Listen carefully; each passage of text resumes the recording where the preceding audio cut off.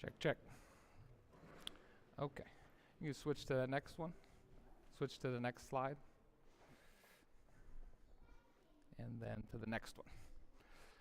All right. So, it's awesome to see Ione back in the house here, and many other welcome faces. I will dismiss the children now. I forget that every time. She's got to just jump. So some years ago, about 3 years ago, I started having this yearning to get us a little puppy or a little dog at our house, right? And so there was a specific breed that I really wanted. That it's like a pug, but pugs have breathing issues because of their nose. So if you get 25% Jack Russell, it's just like a pug, but the nose kicks out and it can breathe. So in preparation for this dog, I built a fence all around my yard so that we can have the dog, we can let the dog go out, and he won't be able to escape. So finally, a couple years ago, I bought Scoochie. This is our little puppy, only to realize pretty much immediately that he can run through the fence. He can get right through. You can switch to the next slide. He can get right through the fence. So at some point, I had to put a fence on the fence. So at this point, I bought like a little mesh, black fence, and kind of zip tied it to the fence. You can switch between all three of them. I had to put a little mesh fence up on the fence, and then he realized that if he just jumps on the mesh fence, he can pull down the mesh fence to the point where he can jump over it, get through the fence. So then I tried to. I bought him a little shock collar thing, right? And I would watch him go to the fence, and as he get close to the fence, I would just hit him real quick, and he would, But the problem with that is that if we leave the house, he's very, rambunctious and very mischievous as a dog. He's eating stuff. You got the next one. He's sleeping in our dishwasher. I think there's one on there. Yeah. So he gets in anything. But anyway, the point is, the shock collar didn't work because I got to watch him, and then he just realizes if Dad's not home, I can go through the fence. And when he gets out, it's just like you're chasing him down 71st. He has no regard for anything. And so it was the one thing about this dog that I love this dog, but I just can't get past. The kids letting him out, just things would happen. So recently, I discovered the most incredible thing for Scooch, and that is it's a shock collar, but it's a Wi-Fi, so you don't have to bury anything. It's just you set it in the house, and he has a radius that he can go, and he learned immediately. Like, he can come on the front porch and just hang out with me now. He can, but as soon as he gets past, that about at the sidewalk, it'll beep to let him know, and then now he's learned if it beeps, I head back towards the house. All right, you can click that last one. And so for the sermon one, I'm sorry. The one right there. I'm sorry, I didn't scroll it for you. So anyway, for Scooch, it changed his whole life, having boundaries. Like now the fact that he can go wherever he wants to go, he has a much richer life. Like we're hanging out on the front porch, we can do whatever we want to do. Boundaries changed his whole life. It also changed my perspective of him because there's no just waiting for the moment that I have to run up 71st anymore. It's just I can love this, and I love this dog. Like now I know what people meant by like man's best friend. First time in my life, he's just such an awesome dog. And boundaries is what created that for him. Like now that he has firm boundaries and he's safe. At the end of the day, he doesn't like being shocked. At the end of the day, he wants to get out and be mischievous and whatever, chase after dogs. But he doesn't know any better. Like he was about to die. Like if he just kept running, he would run right out on East 71st Street. These boundaries have changed his life to where now he has freedom. He can go wherever he wants to go, but there has to be boundaries on that. And so we started off last week just taking a modern look, a fresh look at the 10 Commandments and how really at the end of the day, what God gave us in his original communication with mankind was a roadmap for this is how you can find abundant life in this world. There are certain parameters that if you go outside of them, which you're naturally going to want to do, but if you do, outside of those boundaries, there will be pain and hardship and struggle and all those sorts of things. I'm creating these boundaries just to give you a basic framework for how life should go. Things that you should just stay away from. And so last week we went into the original commandment that to have no other God other than himself. But this week I kind of want to start at the end, just to very quickly cast a clear vision of why God gave us these boundaries. If we read in Exodus 20, after God reveals these boundaries to live by, to find abundant life, it says this. You can click that next one, big guy. And this is after all, the lightning and the thunder, and the people are scared to death. Like they're telling Moses, like, look, if God has something to say, like, let him just say it to you, and then you come and you relay it to us because we are scared to death. But following that, Moses says in verse 20, he says this. He says, look, do not be afraid, for God has come in this way to test you, and so that your fear of him might keep you from sinning. You can switch to the next one, buddy. So God reveals himself to mankind in such a magnificent and powerful way to show us a roadmap of how to find our way to joy and peace in this life. But why is it that we stay between the lines when we're on the freeway? Like, it's fear that keeps us there, because we know better than to cross those double lines over the middle of the freeway, and we have a healthy fear of what might happen if we were to cross over those lines. And so I think, first of all, to even dive into these boundaries that God has given us in the right way, we need to embrace the fact that a healthy fear of God is a healthy thing. Matter of fact, the Bible says it's the beginning of all wisdom. Like, you really can't even move on with trying to understand or be obedient or have religion or any fear of the God who created and awe of that and reverence towards that is the beginning of all wisdom. Aside from that, it's just fickle activity. Until we have a healthy fear and respect for the fact that God is running the show, we cannot and will not live within the boundaries that he's placed for us, and life will just continue to suck, and it is what it is. We will live our lives outside of those boundaries. We'll face the consequences. We'll change up the boundaries a little bit, edit our life, and it'll just continue to be the cycle of godless, fruitless, joyless living. What we see today in this culture that has grown incredibly far from the values presented in these commandments is fundamentally, at its base, a lack of fear or reverence for anything or anyone, including God. At the core of, if I look at the culture as generations that are coming up, the core fundamental flaw is no respect for anything at all. And so where there is no fear or reverence or respect for any authority beyond our own lives, the natural result, just naturally, is what we see in the culture around us right now. Godless living and debauchery and every vile characteristic that we see play out daily on the news. And so last week, we looked at that first boundary, that God is to be the only God. And this week, we look at the second. And really, it's tied to the first, as the first tells us who we are to worship. The second tells us how we are to worship him. So I'll just read that boundary that God gave us, and we'll roll from there. Next slide. Good job, buddy. In Exodus 20, starting at verse 4, it says, "You must not make for yourself an idol of any kind or an image of anything in the heavens or on the earth or in the sea. You must not bow down to them or worship them, for I, the Lord your God, am a jealous God who will not tolerate your affection for any other gods. I lay the sins of the parents upon their children. The entire family is affected, even children in the third and fourth generations of those who reject me.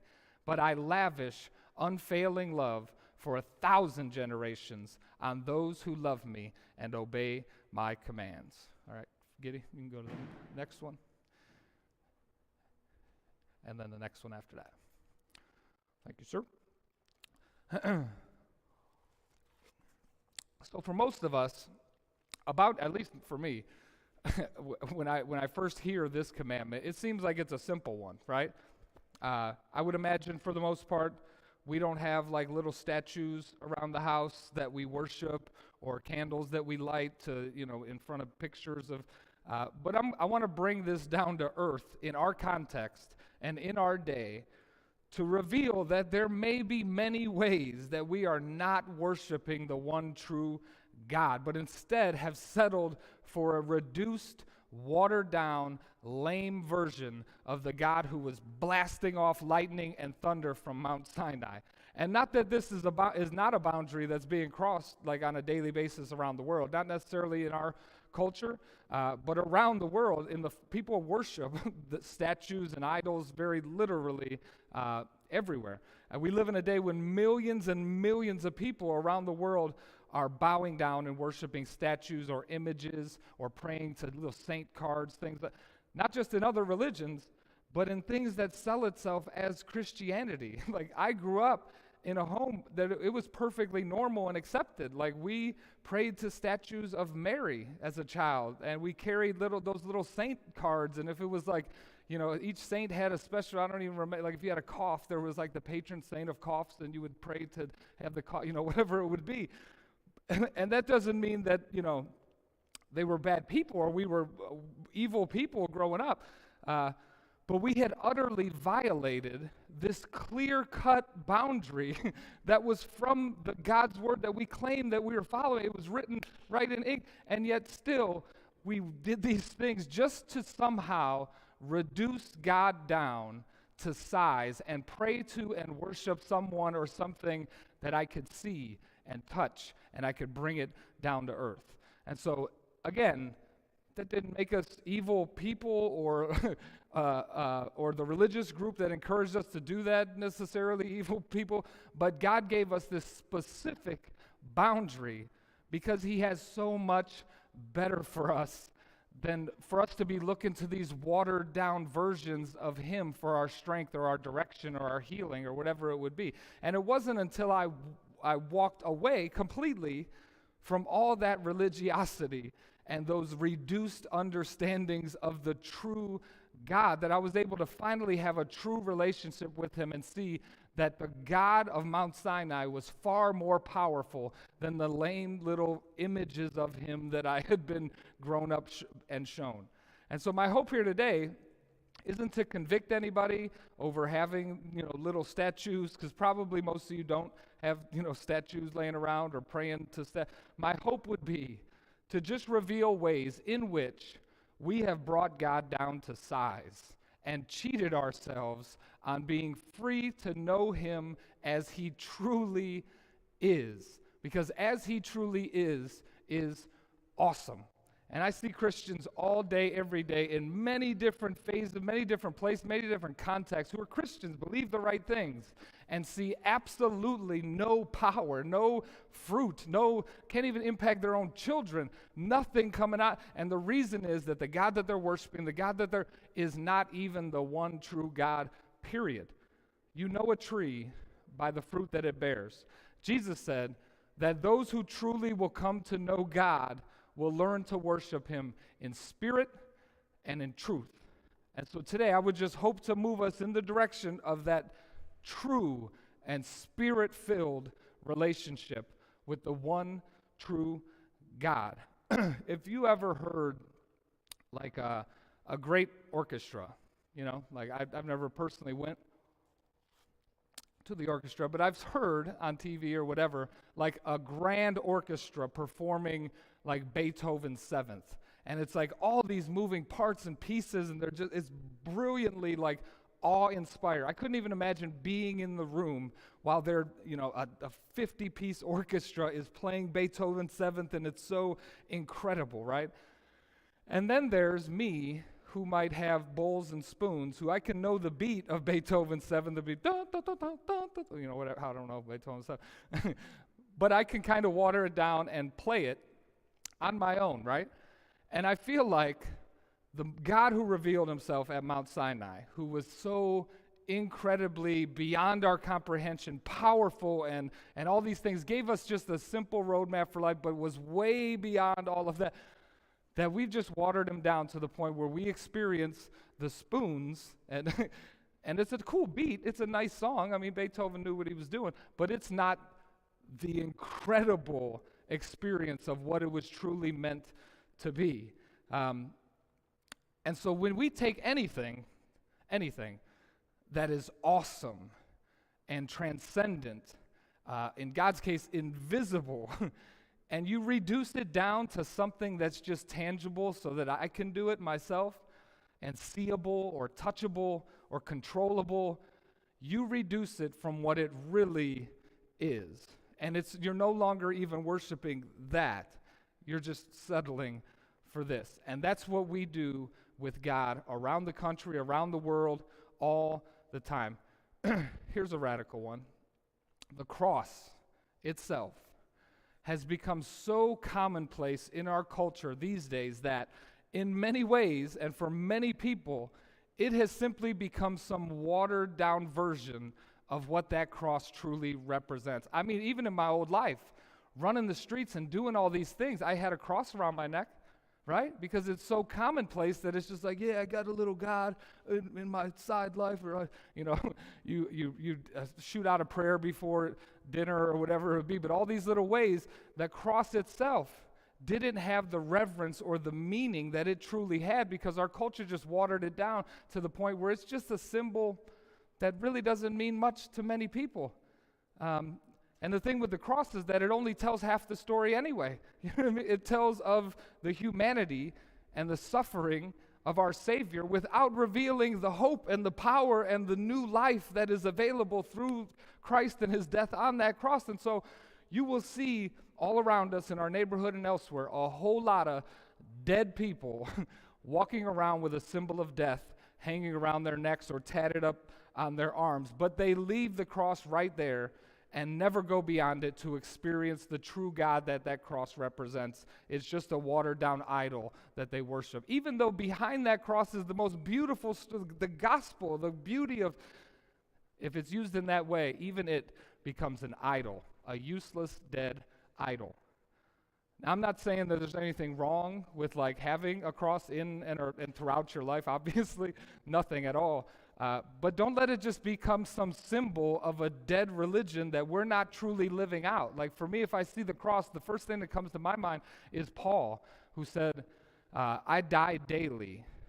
I have to every day die. I think of death. I think of, okay, in this way, how have I crucified my struggles, my mindset, my death? And then beyond that, what comes after?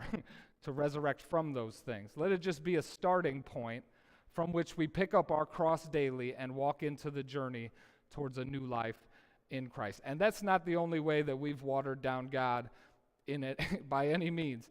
I've been in church circles now for about 10 years, right? And I see throughout the country how the church itself has become an idol. The size of the church, the relevance of the church in that place, our esteeming of those who are successful at building the church, or the methods or the way things that always been done in the church being an idol. This is one that we'll probably talk about soon, because we got to say, okay, God, where are you taking us to, rather than what have we always done? Do you know that the first question, no matter where I go, anywhere I go to speak, any kind of church planting conference, anything like, first question every single time, every pastor conversation that comes up, they always come say, so how many people you running these days? Every single time. Dude, I could write it down and then show it to them after they say it. It's that guaranteed across the board, because in the church world, that's what is esteemed. Like, not who are you serving, not the testimonies of people coming to Christ, not how are your people growing, or how are you, working to grow them. Always, always, always. So how many people you got going right now? Every single time. We make success in ministry an idol in and of itself, and we judge it based on how many people are in that room. And I've done it myself, so I don't speak of this to some outside thing, because I fed on it as more and more people gathered around forward. When the reality is, I was more successful as a Christian when I was in a prison cell, living in utter purity day by day and seeking after getting to know my Father, than I ever was having started the few churches that I've started and whatever they did beyond that point. We as people want to materialize our God in forms or in churches or in numbers or in strategies, missiology, so that we can get our hands around him and then claim some sense of ownership or self-righteousness, or do you see what I did with God? I did it like this, and so lame. Let me just tell everybody something. We will never, ever get our minds or our hands around that awesome God who revealed himself at Mount Sinai. And so the best thing that each of us could do is to just give everything that we can to building our relationship with him by digging into this word, staying in constant conversation with him through prayer, and walking up daily to chase after the standard that he has to live for, to chase after this roadmap and to try to stay on that track. By doing so, we become the living representation of God on earth for people to see, rather than some dead statue or hollow religion or whatever it might be. And we will only become that by connection to him.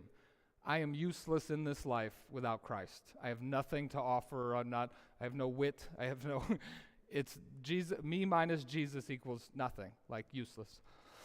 But we have a tendency to set up our pastors as idols as well. People would say things like, oh, I go to Alistair Begg's church, or people would, at Forward, people would say, I go to Jeff's church, because people in the neighborhood knew me from back in the day. Let me be the first to say that Jeff will never have a church, like ever.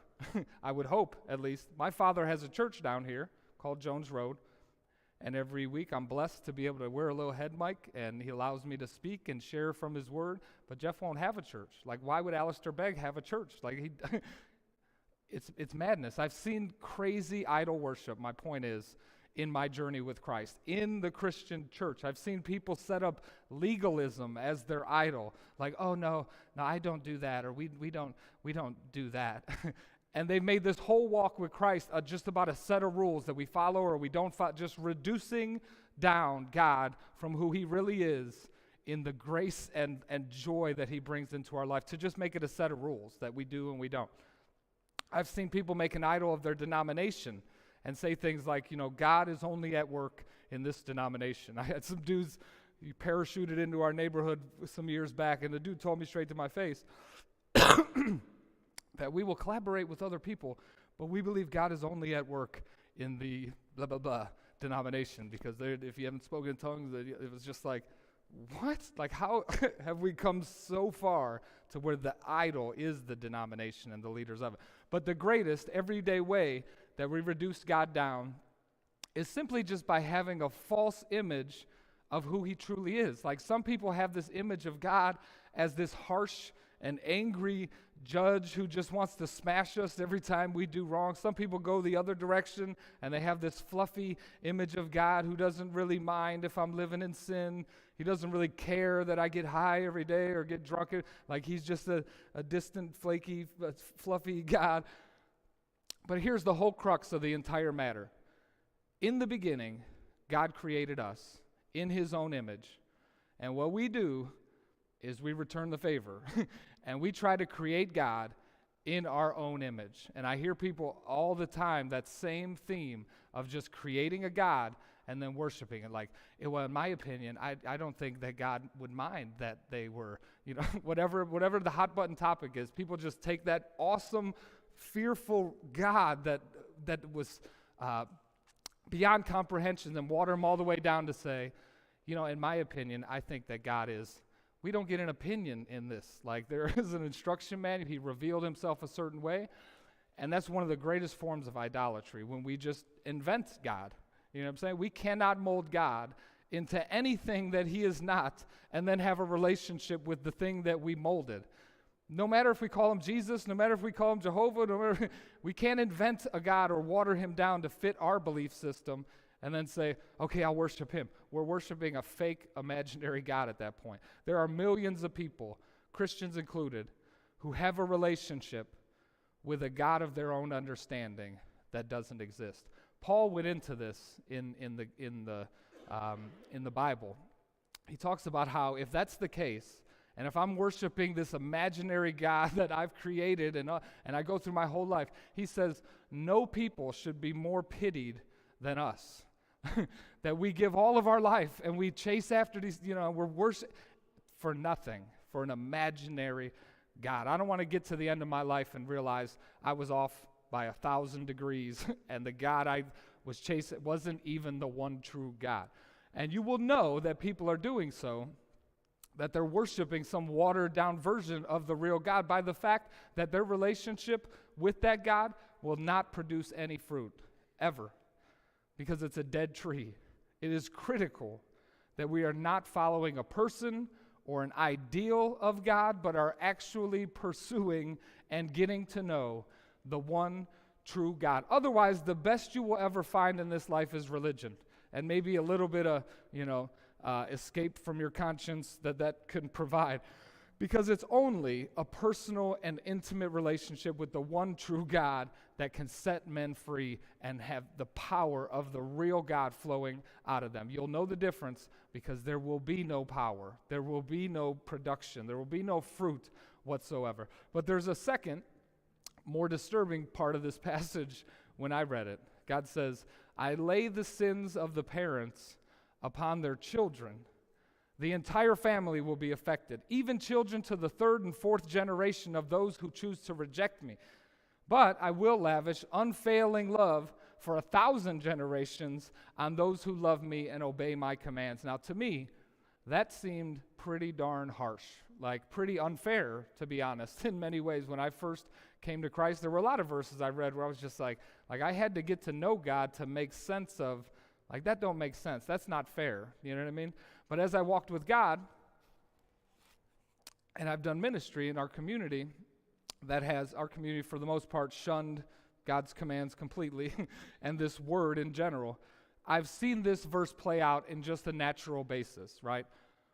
When we either openly disobey God's roadmap for life or we follow some watered-down version of God, the most damage that we do is to those who are coming after us. And so it's just a natural process. Like the curse of our own idolatry is that we will pass that idolatry on to those who are looking to us for direction and for theology and all those things. And you will watch it go through the generations, as I have in our community, worshiping the same idol of their parents. Because no matter what the world tells you, the most important thing about a person, the most critical decider of what kind of person they're going to be or what their journey of life is going to look like, the most important thing about any person is the first thought that comes into their mind when they think, who is God? And that is a question that's defined by our parents, at least initially, you know what I'm saying? And so when we're following after flaky gods or we're watering down the Christian God so we can worship him and live our life and have our own fun, who we're hurting the most is the generation after us. If we do not clearly and accurately raise up our children in following the one true, unapproachable God, then we are cursing them. Sometimes to the third and fourth generation. I've seen it play out in our neighborhood, very tangibly, the most blatant area where I see this generational idolatry play out is in the worship of government. On the streets of my neighborhood, since the day I returned, I think that the strongest idol I've seen anyone worship is the idol of government. It's who people rely on in times of need. It's who they trust in for a brighter tomorrow. It's who they hope in for change to come. It's like they pay tithes by playing the lottery, and they gather in worship once every 4 years to hail the new Savior that's come. But with government or any other watered-down idol, what they deliver on is never what they promised. Ever, never, ever, never. I've seen it personally, the generational nature of this kind of worship, right? I grew up on Worley, right here, across the street from government housing over there, right? I live right across the street. All my friends, my whole life, that's where I grew up, in those houses, right? And I have families there in which I knew the grandma, right? And then I knew the mom. And then I knew my friend who I grew up with, and now I know their children.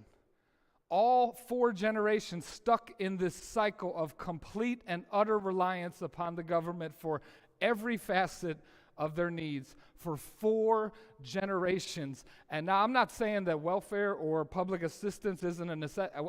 We were on welfare when I was growing up. Like it's a necessity. But can you imagine how hard it is to have a gospel conversation with that 4th generation and talk about, rising out of the city? They look at me like I'm crazy. It's like, what do you mean? Like, why would we ever leave the God that we've been worshiping? Like, it's all provided. Like, why would we give it all away and follow this Jesus that you talk about when this is just what we do? And we did the Forward Life plans at Forward, where, we would meet a person and we'd put together a tangible plan for them financially, relationally, health-wise, the whole deal.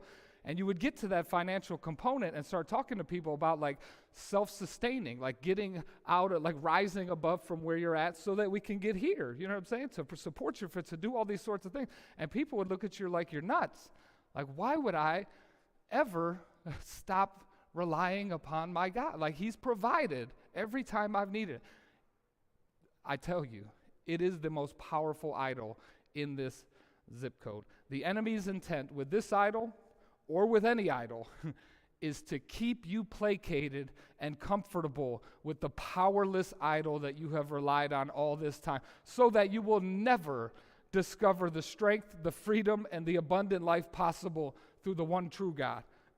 Do not fall for any other watered-down versions of the mighty God, not even the Christian versions that have been created. While it may be a fearsome and awesome thing to come into the presence and the knowledge of the one true God, settling for anything less than this will not produce the abundant life that our Father intends for us. And so today, in our own life, and I've identified a few just in the writing of this, if I look at the things that I trust in, that I rely in, that I place my hope in, there are things, when I honestly ask myself those questions, that those don't line up to be God. And if they're not, what I trust in, what I believe in, what I worship, that's my God. And so for any of us, no matter what the idol that we may have just unknowingly created over the years, for us to just smash those idols now, because none of them will ever deliver like the awesome, powerful, one true God of all creation. Every watered-down version will just leave us in a watered-down state, no matter what our theological beliefs are. God, I thank you for this day and for all that you are in this place. God, I pray that this is a verse, Lord, that I would always read and just think, well, that doesn't apply to me, God. I would just pray that today would be a day, Lord, that we would